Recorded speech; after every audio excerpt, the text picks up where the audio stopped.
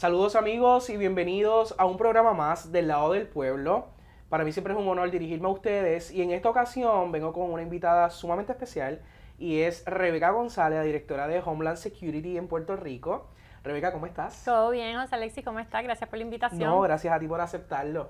Yo te traigo porque uno de los temas que ahora mismo está como bien palpante entre los puertorriqueños es el tema de los inmigrantes, pero yo siento que Homeland Security es mucho más que esa orden federal de, ¿verdad? Que se está trabajando con las personas indocumentadas en Puerto Rico. Y queríamos hablar un poco desde la raíz. ¿Qué es Homeland Security? ¿Qué servicios ofrece a la ciudadanía? Y cómo Homeland Security se desarrolla en Puerto Rico. Claro, pues mira, la forma más sencilla, ¿verdad?, que yo puedo explicar Homeland Security, que es la agencia de nosotros, ¿verdad?, que somos la rama investigativa del Departamento de Seguridad Nacional. El Departamento de Seguridad Nacional tiene múltiples componentes. Dentro de esos componentes hay una rama investigativa y somos nosotros, Homeland Security Investigations.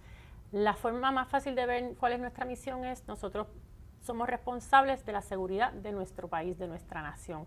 Todo lo que cruce fronteras, sea objetos o personas, nosotros lo vamos a investigar. Me explico. El contrabando no solamente viene en narcotráfico, ¿verdad? El contrabando existe también en objetos que no tienen patente para estar aquí en los Estados Unidos. Existe también en el trasiego de armas, el trasiego de humanos. La forma más fácil de explicar cuál es nuestra jurisdicción, que es somos la agencia con la jurisdicción más amplia, por esa razón, por la razón que tenemos que investigar todo lo que cruza la frontera, incluyendo fraude de aduana, incluyendo fraude de identidad, incluyendo todo que, ¿verdad?, ahora con los crímenes cibernéticos, todo lo que abarca los crímenes cibernéticos, incluyendo partes que son especiales para los Estados Unidos y no se pueden importar o exportar de los Estados Unidos, como las piezas de los militares. Todo eso, así que como agencia, por tener una jurisdicción tan amplia, nos tienen que ver que nosotros somos como una agencia global. Investigamos los delitos a nivel global. Sí, lo hemos visto en diferentes operativos, tanto como el narcotráfico y demás. En esa perspectiva de seguridad nacional, de seguridad de Puerto Rico, yo sé que han estado bien activos identificando estas personas que están cometiendo delitos, ¿verdad? Por ejemplo, con la droga en estos diferentes operativos. Con el tiempo que usted lleva, ¿ha visto un incremento en este proceso de aumento de personas trayendo drogas a Puerto Rico, creando gangas en Puerto Rico que puedan ser de peligro para la sociedad? ¿O ha visto también que se ha mantenido dentro del país? Desde que yo estoy dirigiendo la agencia, yo entiendo que se ha mantenido el número de nosotros de arrestos y de confiscaciones año tras año ha sido más o menos, ¿verdad?, cercano en cuanto a incautaciones y arrestos. No obstante, nosotros hemos visto un auge en el trasiego de drogas de Puerto Rico a los Estados Unidos a través del aeropuerto y del correo. Eso sí, nosotros hemos visto, ¿verdad?, que ha tenido un auge significativo. La ubicación de nosotros, ¿verdad?, es estratégica, no solamente para los Estados Unidos, sino para las personas que están a cargo de estas organizaciones criminales y que sepan y que saben que nosotros, pues ya cuando tú estás aquí en Puerto Rico, tú estás doméstico. Lo que entra aquí ya no va a pasar ningún tipo de inspección de aduana. Porque ¿Hay alguna información que ustedes tengan dentro de las investigaciones que ya han relevado, ¿verdad? Porque sé que hay un sinnúmero de otras investigaciones que en efecto pues están corriendo y no se pueden dialogar sobre eso. Pero ¿hay alguna conexión de algún narcotraficante o alguna persona líder de punto aquí en Puerto Rico con alguno de los países cercanos a nosotros como Venezuela, República Dominicana, que puedan ser parte, ¿verdad? Puerto Rico un puente para los Estados Unidos, como usted menciona? Claro, las organizaciones que nosotros investigamos y los arrestos que se han hecho, todas tienen conexiones a los diferentes países que son los que se encargan de producir el material, ¿verdad? Que en el caso de nosotros es la cocaína. todas nuestras organizaciones que nosotros investigamos aquí tienen afiliados en la República Dominicana, como en Colombia, como en Venezuela. Eso es algo que está establecido ya en todas las organizaciones, porque en Puerto Rico no se hace cocaína. Ellos tienen que tener esas afiliaciones para poder, ¿verdad?, determinar cuál va a ser el cargamento que va a entrar, por dónde va a entrar. Claro. Quien da las instrucciones generales de por dónde va a entrar y qué va a suceder con ese cargamento son las organizaciones criminales de aquí de Puerto Rico. Porque conocen la isla. Claro, los de allá lo que le van a decir es cuánto te voy a dar y en cuánto te lo voy a dejar y quién te lo va a llevar. Claro, que es como un poco más la gerencia. Sí. Hablando un poco del perfil, muchas de las veces las personas piensan que son cabecillas, como le decían en el bajo mundo, las cabecillas de punto, son personas adultas, pero hemos visto para nuestra sorpresa también que hay muchos involucrados de jóvenes o menores de edad. ¿Es un perfil que se está viendo ahora consecutivamente o que a base de las estadísticas que ustedes tienen ya era un patrón? Nosotros hemos visto que las organizaciones, según las vamos investigando, hay más actividad de jóvenes entre, yo diría, 20 a 28 años en el tope, ¿verdad? Que eso era algo que no se veía constantemente. Eso puede ser el resultado de que, ¿verdad?, nosotros vamos y arrestamos a estos individuos y entre lo que los están cumpliendo en la cárcel, pues viene la generación nueva. Claro. Y son los que cogen responsabilidad. Algo sí que me preocupa mucho de la generación nueva, a diferencia de la generación vieja que antes corría estas organizaciones, es que no tienen escrúpulos.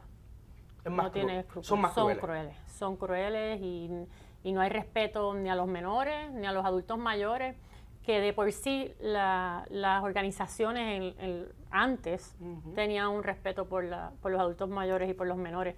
Sabemos que del operativo que hicimos en Ponce recientemente, eso había surgido una muerte de un bebé recién nacido en un carro. Ya eso de esperar a la noche o esperar a la madrugada para cometer el delito, que el delito se comete a toda hora del día. Y es interesante lo que usted menciona, porque nosotros hemos hablado con ex narcotraficantes. Por ejemplo, Alexander Capó, claro, que tenía un código. Alex Trujillo, y ellos me dicen que antes existían los códigos, o sea, antes de crear una guerra, como ellos dicen, del tiroteo o de ir en busca de las personas que realmente eran como que eje de lanza, ellos retiraban a los menores del residencial o del lugar, era como que entren todo el mundo, no pueden haber mujeres, no pueden haber niños, pero ya eso no existe. Había un código, sí. Ya esos códigos no existen.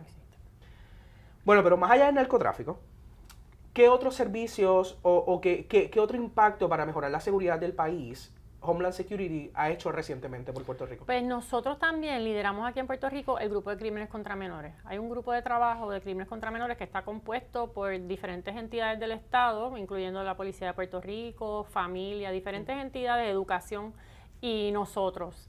Ese grupo de trabajo, que es un grupo de trabajo que está súper ocupado todo el tiempo, desgraciadamente, son los que se encargan de procesar a nivel criminal federal toda aquella persona que cometa un delito contra un menor. ¿Por qué se procesan a nivel criminal federal? Porque a nivel federal las penas son sumamente altas. Ejemplo, si yo tengo un individuo que retrata a un menor con una imagen sexual explícita, produjo pornografía infantil, que es como se conoce en el foro legal, y ese individuo tiene una pena mínima de 15 años. Y no hay nada que haga que no se lleve los 15 años, los 15 mínimos. Y por esa razón es que nosotros somos tan activos en esos delitos, porque esos delitos, la mayor parte del tiempo, son personas que no tienen rehabilitación. No sé si viste que nosotros arrestamos un individuo que se arrestó hace 10 años, cumplió 10 años y volvió con otro menor a cometer el mismo delito. Y esos delitos que no tienen rehabilitación de la persona, pues es importante dejar a esa persona presa un periodo largo de tiempo, lo más que tú puedas. Claro, claro.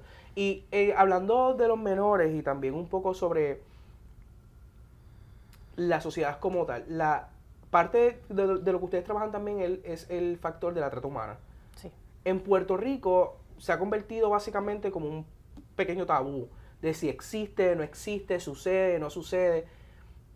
¿usted ha podido evidenciar de que en efecto en Puerto Rico hayan casos de trata humana activos recientemente? Los casos de trata que nosotros hemos trabajado en Puerto Rico están directamente relacionados con personas adultas explotando a los menores a cambio de algo de valor. Cualquier menor de 18 años que se le da algo a cambio de valor, algo de valor a cambio de un acto sexual, eso está considerado trata. Ahora, la labor forzosa que hace como 2 semanas el FBI radicó un caso de labor forzosa, la explotación de personas aguantando los documentos, ¿verdad? Que unas personas en muchas ocasiones, pues si la persona entró aquí ilegalmente, alguien coge custodia de esa persona y le aguanta sus documentos hasta que salden una deuda. En ocasiones los pueden hacer trabajar gratis. Para que haya trata, tiene que haber una amenaza, tiene que haber fuerza, tiene que haber coerción. Y por eso es que esos casos de trata que constantemente los vemos mucho en Estados Unidos, cuando las menores ya adultas, 20, 21 años, se van de la casa, caen bajo las garras de estos individuos que lo que hacen es prostituirlas. Y eso se ve mucho en los Estados Unidos. Yo trabajé en muchos casos de eso en la Florida. Pero aquí en Puerto Rico, esos casos nosotros no los vemos. Hay muchas personas que entran en la discusión de que si el menor de edad que está trabajando para una organización criminal, ¿verdad?, en el punto de droga, vendiendo droga, que si ese menor está siendo víctima de trata. Y es complicado porque ese menor tiene que sentirse que él está bajo amenaza. Tiene que sentirse que él aceptarlo. No puede. Él sentirlo, ¿verdad? Él venir y cuando se entrevista decir, yo no puedo dejar de trabajar para ellos porque si no me matan. ¿Verdad? Y ese factor no siempre existe. En la mayoría del tiempo los menores que están trabajando para las organizaciones criminales pues están siendo compensados con dinero y les pagan y no tienen ese factor de miedo y de fuerza que se necesita para llevar a cabo y someter el caso de trata. Dándole una mirada un poco más genérico, ¿verdad? Y de sociedad, ¿siente que con todo lo que estamos viviendo, Puerto Rico está un poco más seguro de hace 5 años? ¿O es retante día a día con esta nueva tendencia de crimen que está surgiendo en el país? Yo pienso, ¿verdad?, que nosotros como agentes de ley y orden tenemos que estar todo el tiempo trascendiendo.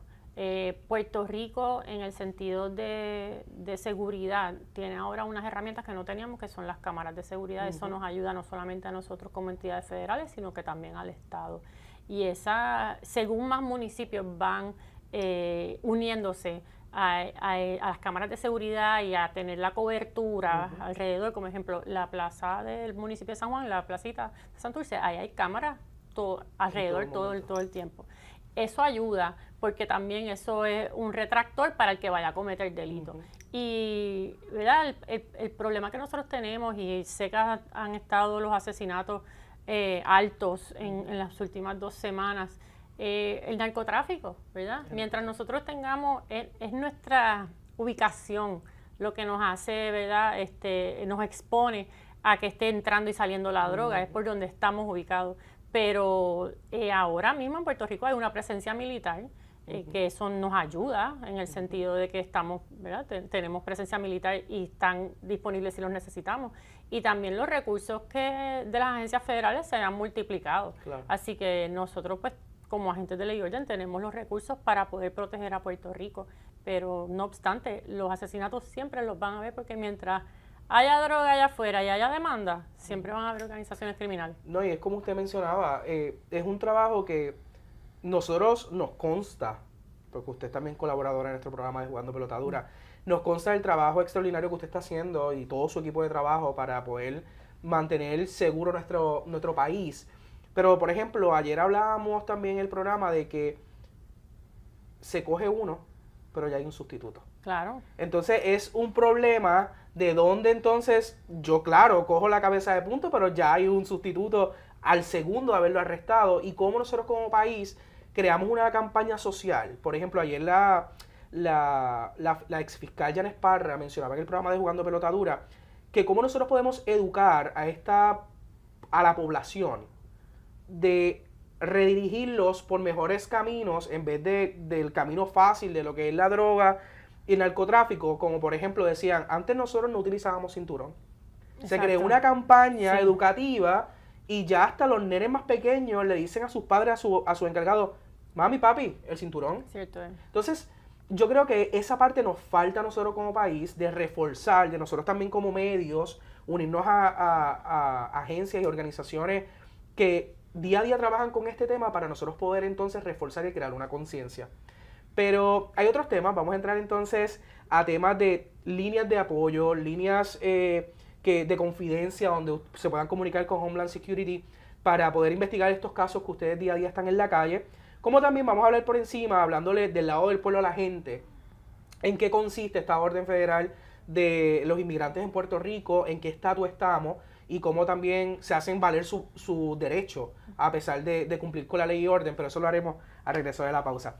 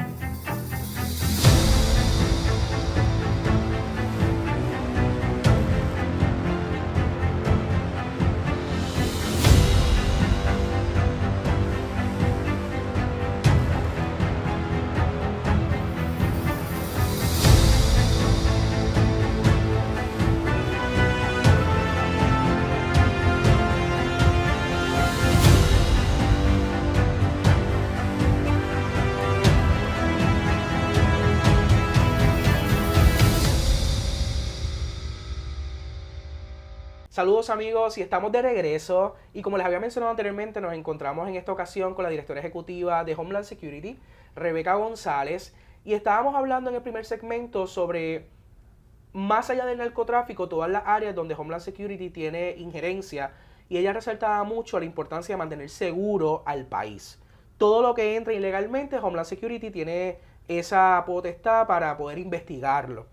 Hablábamos sobre la pornografía infantil, hablábamos también sobre la trata humana, sobre el narcotráfico, la explosión laboral y un sinnúmero de otros temas que, si le da un poquito para atrás al video, va a poder estar pendiente sobre eso.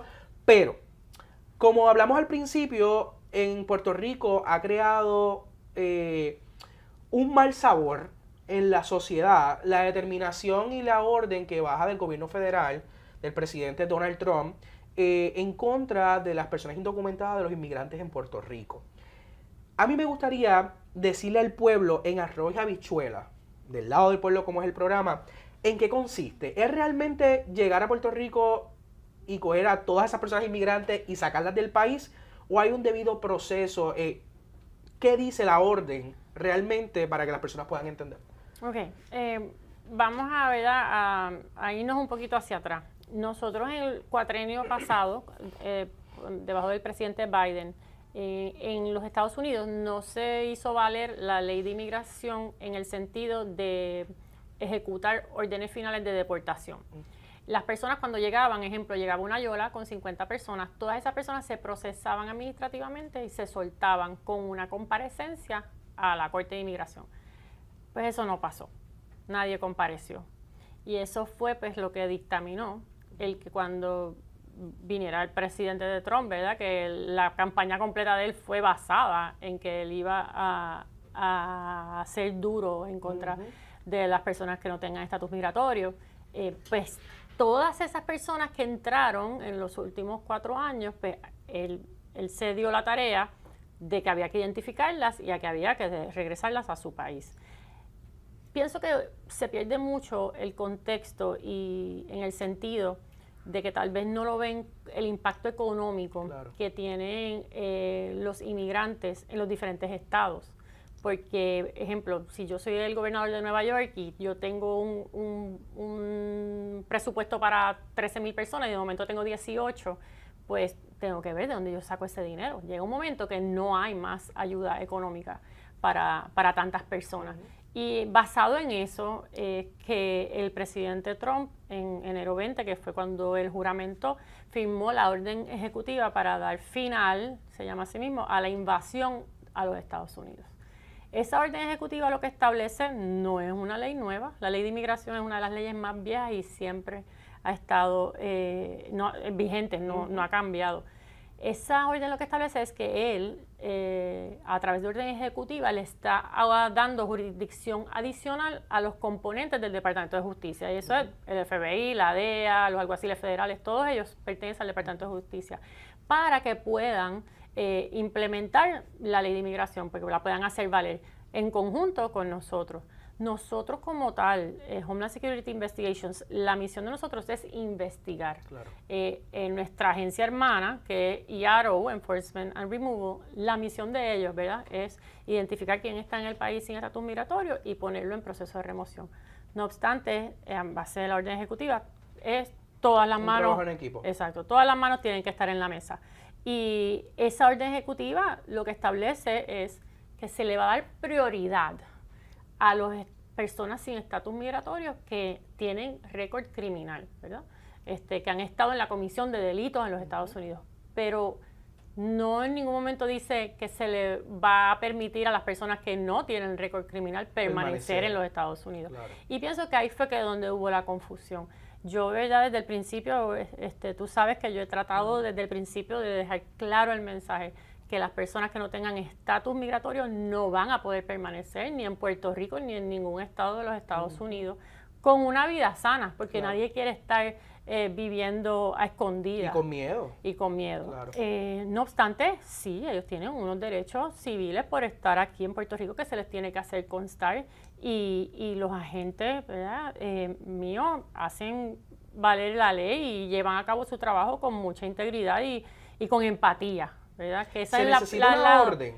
Porque hemos visto en las redes sociales y confidencias que nos han llegado a nosotros que nos dicen, entraron a mi casa, se llevaron a X personas familiar, pero no tenían una orden. Sí. Hacer bajo una orden federal del presidente de los Estados Unidos, necesitan presentar alguna evidencia, alguna documentación para en efecto hacer la remoción de la persona. No, ellos no necesitan una orden para detener a una persona sin estatus migratorio. Ellos sí necesitan una orden para entrar a sitios privados, ¿verdad?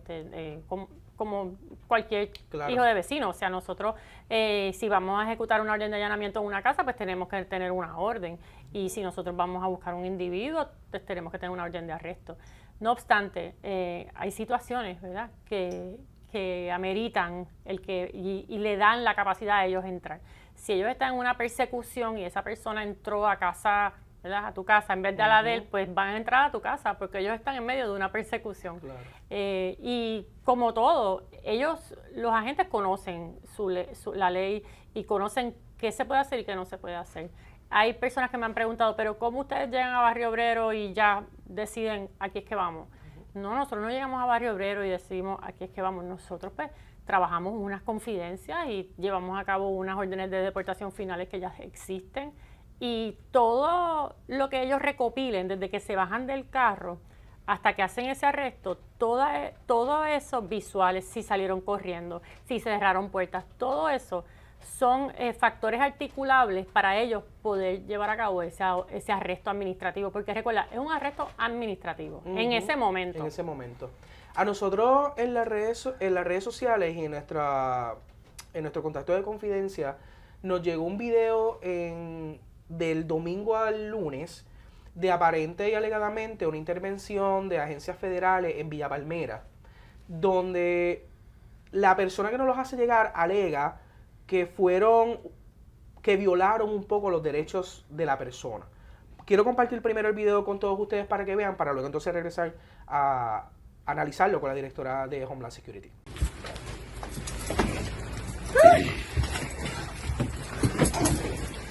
¡Déjenlo!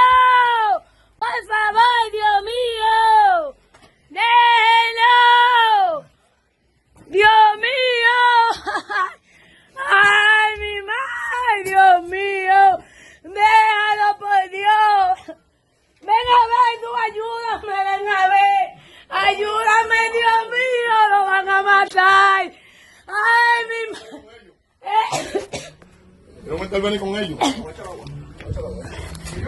Dios mío, ven a ver! ¡Mira a mi esposo, Dios mío! ¡Ay, Dios mío! ¡Déjalo! ¡Ay, mi mamá, Dios mío! ¡Ay, ven a ver! ¡Ay, Dios! ¡Ay, ven a ver, Dios mío! ¡Mira! ¡Ay! No ha cerrado eso, ¿por dónde me escapo? Dile ahí que me abran para yo irme. Está bien.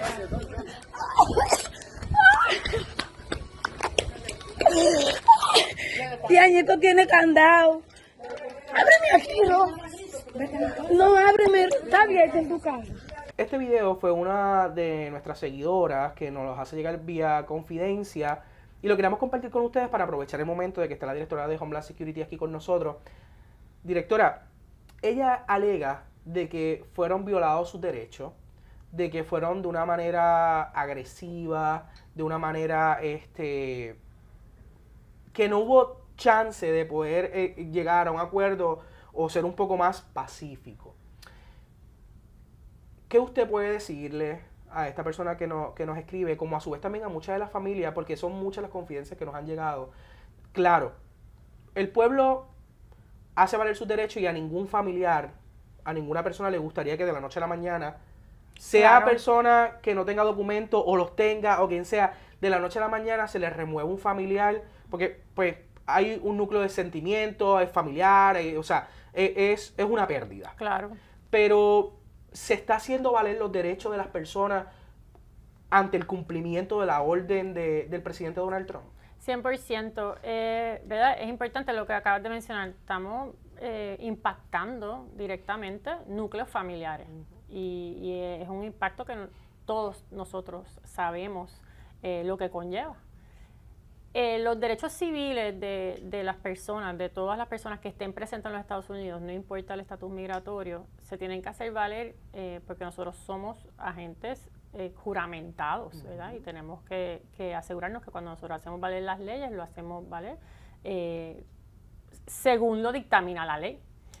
En cuanto a los videos que fluyen, que a mí me llegan todos, y cuando llega un video, para que sepan, ¿verdad? Para que la gente sepa, ¿cuál es la reacción de usted cuando llega un video? Pues yo veo el video y ahí me comunico con mi equipo de trabajo y les digo, escríbanme 5, les digo, escríbanme cuándo, cómo, qué pasó, y ellos me ofrecen el informe. Hay ocasiones que han habido incidentes que yo llego al lugar para ver qué pasó. Hay que ser objetivo, porque en ese video que estamos viendo una parte del incidente, ¿verdad? No vimos la parte de cuando esa detención comienza afuera en la calle y que el individuo sale corriendo de los agentes, que le dio a los agentes, los agredió a ambos, que tenemos un agente con un codo abierto, otro agente que le recibió múltiples patadas en el rostro. Hay que tener todo eso en contexto para uno poder, ¿verdad? Dictaminar, porque pienso que como comunidad juzgamos muy rápido. Y como hay sentimientos envueltos y de todas partes, de los agentes, de mí, de ustedes como reporteros, o sea, hay sentimientos envueltos de todas partes.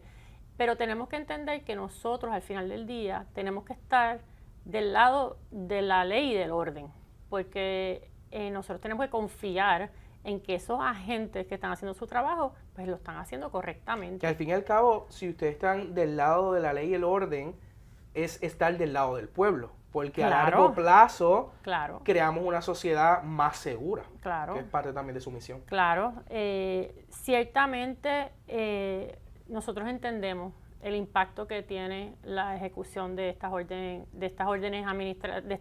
de arrestos administrativas en las familias. Y se buscan múltiples formas y maneras de poder adiestrar a cómo ajustar tu estatus migratorio, de poder proveer ayuda. Ejemplo, muchas personas que han querido irse voluntariamente, de poder facilitarle el removerlos voluntariamente. Pero a mí lo que me preocupa, ¿verdad?, es el número alto de amenazas a los agentes. Sabemos que el Cartel de México tiene una fianza por cualquiera que le llegue, ve un agente de Inmigración y Control de Aduana muerto. Eso ya está allá afuera. que sé que también a las personas les incomoda a veces cuando ellos tienen el rostro tapado. Hay muchas amenazas en los foros digitales y que sepan que estos agentes son los mismos que trabajan el crimen en contra menor y el mismo que investiga el crimen de droga y el mismo que investiga el crimen de armas, y que la misión de los agentes es hacer valer la ley. Para ellos es básico, es blanco y negro. Esto es ilegal, pues tengo que hacer valer la ley. No podemos, ¿verdad? El hacer valer las leyes que nos gustan y mirar hacia el lado con las que no nos gustan. Pero sí me preocupa que en los últimos meses, yo diría el último mes y medio, nos encontramos con estos incidentes con más secuencia, ¿verdad? Con más lo estamos viendo más constante. Y eso me preocupa porque entonces las personas allá afuera piensan que ellos no tienen que detenerse ante un agente de ley y orden. Obviamente ese individuo tumbó el aire de la casa y se escapó por el roto del aire acondicionado. Y pues realmente a mí lo que me preocupa es la salud mental de los agentes y la salud física de ellos, porque están todos estropeados, porque con más frecuencia los arrestos se están llevando a cabo con uso de fuerza envuelto. Cuando hablamos de este individuo, pero también nos ha llegado confidencia, por ejemplo, ustedes identifican de su investigación una familia de personas que no están con documentos en la isla y hay menores envueltos. Se retira mamá, se retira papá. ¿Qué hacemos con los menores? Si nosotros nunca vamos a retirar o a dividir un núcleo familiar. Por ejemplo, las situaciones que yo he tenido, que han sido bien pocas, que cuando hay que tomar una decisión, que papá y mamá no tienen estatus migratorio, muchas veces los nenes tienen, porque en muchas ocasiones los nenes nacieron en Puerto Rico. Se les permite a ellos tomar la decisión. Uno de ellos se tiene que ir en ese momento, ¿verdad? Usualmente es papá que deciden que se vaya. Hay ocasiones que he accedido a que se le dé una nota de comparecencia para que pueda organizarse, ¿verdad? Y puedan establecer qué es lo que van a hacer y muchas veces el papá es el proveedor de ese hogar. Claro. Todos se tienen que ir, pero se le va a permitir a uno de los padres quedarse para atender la situación de cómo va a llevar a cabo el regresarse a su país. Hay personas que han dejado a los menores con custodia de tíos y familiares. Hay personas que se han ido, ¿verdad? Nosotros tuvimos una mamá que vino con el nene y nos llamó a una entidad y nos dijo, ella no quiere estar bajo detención, y nosotros dijimos, no va a estar bajo detención, vengan, nosotros vamos a facilitarlo todo. Pero unidades de familia nosotros no vamos a separar. Nunca se va a quedar un menor sin un papá y una mamá. Incluso cuando nosotros detenemos a alguien que nos dice, mi hijo está en la escuela, nosotros tenemos que asegurarnos que ese hijo, pues alguien va a recogerlo a la escuela y que no se vaya a quedar esperando a mamá y a papá. Y hay formas de hacer las cosas. Yo pienso que la gente, ¿verdad?, en Puerto Rico no ha caído en tiempo, en el sentido de que hace diferencia que sea yo aquí. Que soy puertorriqueña, que conozco cómo es la cultura puertorriqueña, ¿verdad? Y la cercanía de que tenemos a nuestros hermanos de todos los países, pero específicamente dominicanos, porque es la población con más personas aquí, ¿verdad? Pero siempre las decisiones que se toman con empatía y es bien importante que la comunidad sepa eso y que sepa que esos agentes que están trabajando ahí día a día, ellos los reciben con insultos, escupiéndolos, tirándole objetos, y ellos tienen que levantarse el otro día de nuevo, hacerlo todo de nuevo. Sé que ya producción está diciendo que debemos de terminar, pero tengo dos preguntas. Una sobre la información donde se pueden comunicar con Homeland Security, pero antes de eso, ¿usted ha roto estereotipos dentro de todo esto? Porque mayormente estas posiciones las lideran básicamente hombres, y usted ha hecho un trabajo espectacular rompiendo barreras siendo mujer. Gracias. Siendo mujer y le ha tocado tiempos difíciles. ¿Ha sentido en algún momento de su vida temor por hacer cumplir la ley en Puerto Rico ante todo lo que conlleva, porque usted como madre de familia, usted como esposa, como dama, como persona, hacer valer, también tiene sentimientos, también tiene conciencia. ¿Se ha sentido en algún momento con algún temor a raíz de hacer valer la ley federal? Claro, sí, no te puedo mentir. En cuando el ataque se vuelve personal y entonces publican pues identidades de los hijos de uno y fotos de uno con sus hijos, pues uno teme por eso, porque no importa cuánto uno le trate de decir a la nena mía de 22 años, mira, tienes que tener cuidado. Están como que no tienen eso presente todo el tiempo. Y sí, o sea, no te puedo mentir. No obstante, yo soy una persona de fe y Dios me puso a mí aquí en este momento por alguna razón. Pienso y entiendo que es porque este trabajo, que aunque es sumamente difícil de hacerse llevar a cabo, no solamente para el pueblo, sino también para mis empleados, necesitaban una persona que pudiera ver la situación con empatía de parte y parte, pero que tuviera la firmeza de llevar a cabo el trabajo. Hay personas que piensan que nosotros no estamos haciendo el trabajo. Siempre van a verlo, sí, pero nosotros damos fe. Y siempre nosotros vamos a velar por el poder del pueblo, por ese valor humano de todas las personas, pero también nos gusta dar las diferentes perspectivas. Claro. Claro, nosotros entendemos que hay fuerza, es fuerte el trabajo, pero la ley es la ley. Por último, pero no menos importante, ¿dónde se pueden comunicar las víctimas? ¿Dónde podemos hacer llegar información confidencial para que ustedes puedan hacer investigaciones para seguir poder aportando a la seguridad del país? ¿Algún contacto, algún correo? ¿Dónde se pueden comunicar? Sí, el centro de comunicación de nosotros, 24 horas, el 787-729-6969. Ese centro de comunicaciones tiene personas disponibles que van a atender la llamada y la van a dirigir en donde, dependiendo de verdad de cuál sea la información. Es importante que para cerrar, que entendamos que el impacto directo que podemos hacer en la isla es uniéndonos como comunidad a la ley y el orden. Y eso se empieza como algo como tan sencillo como no comernos la luz roja, enseñarle a nuestros hijos a respetar. Y nosotros, si damos el ejemplo y nos unimos a la ley y orden, en vez de estar constantemente juzgando a lo que hace el policía, sé que vamos a tener un impacto directo en Puerto Rico y en la seguridad. Bueno, directora, yo te agradezco la oportunidad y que hayas venido al espacio. Quiero que sepa, felicito. Gracias. Quiero que sepa que este espacio puedes hacer uso de él cuando guste para poder llevar mensajes, crear conciencia, generar campañas, difundir algunos servicios para todos nuestros televidentes y seguidores, y siga haciendo la labor que está haciendo. Gracias. Que nosotros somos fiel creyentes del trabajo que se está haciendo en Homeland Security, tanto usted como todos sus empleados. Gracias. Bueno, amigos, esto ha sido todo por hoy. Les agradezco una vez más por ser parte de nuestro programa Del Lado del Pueblo, y usted pendiente la próxima semana, que tendremos más temas de interés para todos ustedes. Será hasta la próxima. Señores, jugando pelota dura se fortalece en el mundo digital.